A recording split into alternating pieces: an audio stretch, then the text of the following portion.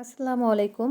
মুগ ডাল হালকা তেলে ভালো মতো ধুয়ে পানির মধ্যে ভিজিয়ে রেখেছিলাম 10 মিনিটের জন্য, যাতে রান্নাটা করতে কম সময় লাগে।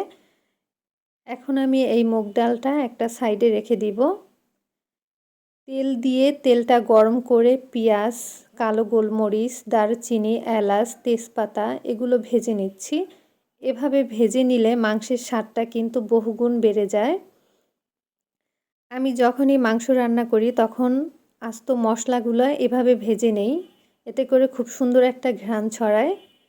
এরপরে এখানে রসুন বাটা, আদা বাটা, লবণ, হলুদ, মরিচ সব মশলা দিয়ে ভালোভাবে মশলাটা কষিয়ে নিচ্ছি।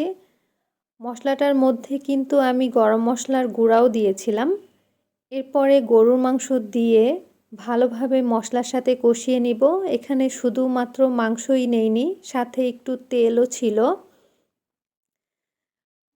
এর আগে একবার মুগ ডাল দিয়ে খাসির মাথা রান্না করেছিলাম, খেতে ভীষণ মজার হয়েছিল। সেজন্য ভাবলাম আবারও মুগ ডাল রান্না করি, তবে এবার গরুর মাংস দিয়ে রান্নাটা করে নিচ্ছি।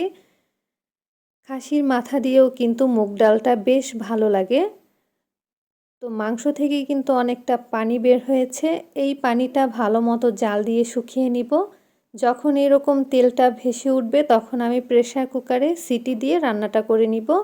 আর অন্য চুলায় দিয়েছি একটা দারুচিনি, একটা এলাচ, তেজপাতা, তেলের সাথে ভালো মতো ভেজে নিলাম।